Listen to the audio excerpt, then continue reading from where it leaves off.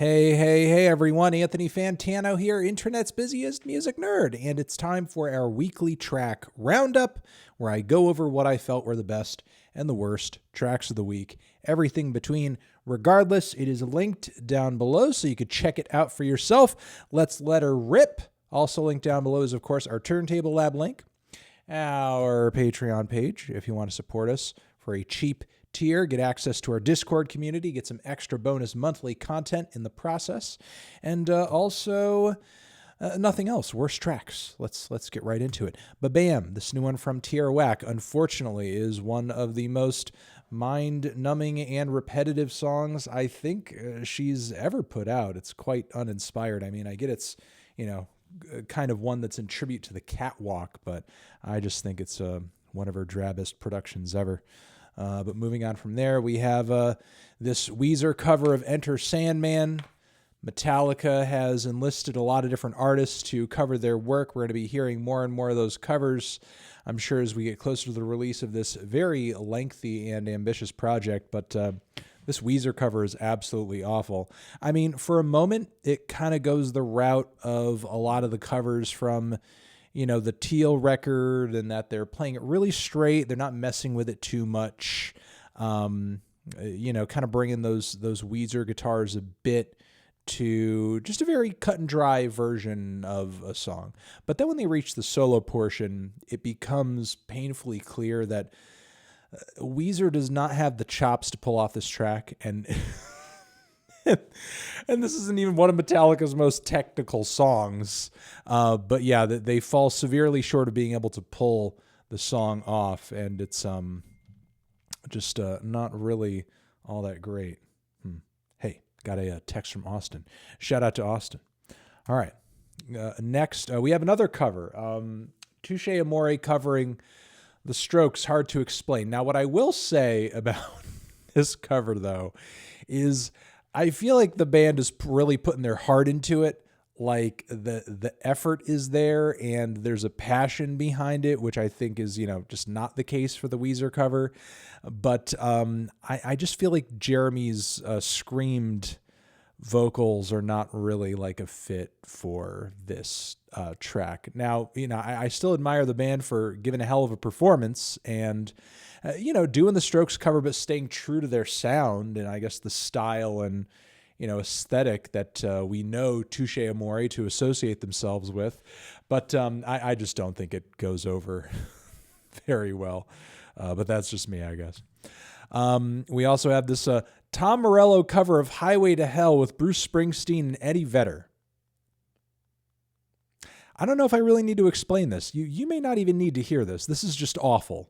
This is an awful cover. And again, we just really probably don't really need to go into why. Like, I feel like most covers of Highway to Hell in 2021 are going to play out badly regardless of who's on it.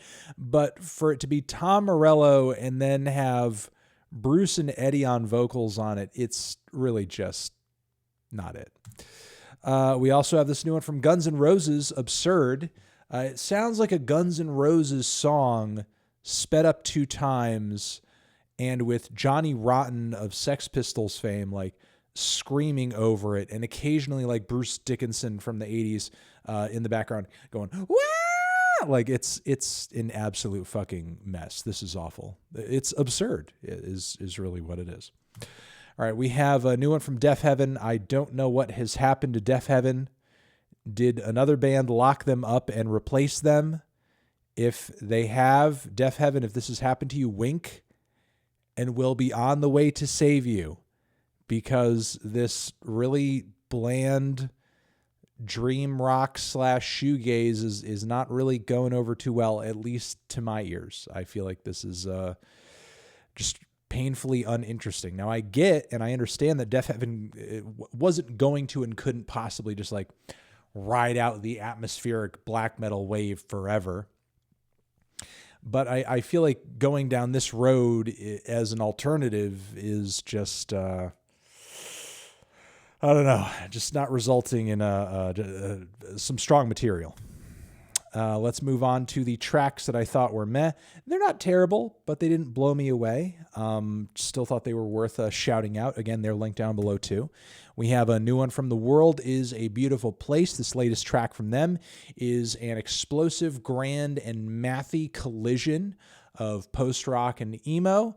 A little bit more mathy than I think their stuff has been in the past. The vocals are a little off-putting for me, but it's still a pretty, huge sound and performance here that I admire. On this new one, we have a new track associated with the Pokemon franchise. This one from Vince Staples. Got him. Sounds like they let Vince have some fun with it, but I mean, it sort of sounds like as it should. It sounds like Vince showed up for the check. I hope he got paid really well. It's very kind of low key and mellow, and I feel like he's, tying in a fair amount of cheeky little Pokemon references into it. It's fine. I mean, I guess I'd rather have this than maybe a song where Vince just sounds like a little bit too into doing a Pokemon track, because that just, I feel like would just be a little much. I'm joking, but it's all right. It's okay. We have this new one from Victoria Monét, Coastin. I mean, there are a few points where maybe it comes off a bit too dreamy, but it's still got a great summery groove to it. It's still really feel good. Loving the somewhat throwback vibes of the cover and instrumentation overall as well. Give this one a shot for sure. We have a new one from Unknown Mortal Orchestra, That Life. It's lo-fi, it's lush, it's groovy, it's psychedelic. It's, that mash of kind of vaguely old school, but lo-fi and somewhat bedroom, but then also like somewhat hypnagogic. It's a stew. It's the stew of sounds and influences that we've known UMO to be working with for a while. I don't know if the vocal is as strong as it could have been, but it's still a pretty fun and psychedelic listen. All right, we have a new one from Rico Nasty over here. It's almost like a crossroads between some of her more melodic cuts, but also her typically aggressive cuts. I feel like the meld goes over somewhat well. It just doesn't really have the strongest chorus. On the Planet Bus is the title. We have a new one from Black Midi. It's a lengthy, experimental, jazzy, somewhat patience-testing dirge of a track that has a really good crescendo on the back end, but I feel like it could have gotten to that point faster. I just wish there was a little bit more to it, a little bit more meat on the bone. I guess Cruisin', again, is the title of it, if I didn't say it already. We have a new one from Full of Hell. It's abrasive, it's quick, it's fast, it's cutthroat. Industrial Messiah Complex is the title. Give it a shot. Looking forward to the new record. We have a new one from FINNEAS, very lengthy title, A Concert 6 Months From Now. It's a dramatic ballad from FINNEAS. He's really kind of laying it on heavy with those types of tracks as of late. Not his most cleverly written, I think, or original sounding track that he's ever been affiliated with, but it's an okay ballad. All right, best tracks of the week. Best tracks, we have quite a few. Or, a decent handful of best tracks. Let's shout them out. Starting with this new one from Zeal and Ardor, Erase. It's an incredible metal track with multiple phases, great vocals, awesome riffing. Loving what this band is doing for black metal and experimental metal. Some really cool stuff for sure. All right, we also have a new one from Wolves in the Throne Room, one of the American bands that really kind of set the atmospheric black metal trend over here off, and they're still kind of on it. And, there have been records in their catalog that I think have sounded great, some not so great. The teasers to this latest one, I think, are sounding really sick. Primal Chasm is the title of this newest one, and it's sounding shimmering, ferocious. It's loud, it's huge, it's fiery. I feel like the band is sounding revitalized as of late for some reason, and the song is just killer. We have The Weeknd, Take My Breath. Abel doubling down on the 80s sound, and it's coming off sick with a really cool Daft Punk-esque breakdown along the bridge. Give it a listen. Give it a shot. It's fantastic. Hell yeah.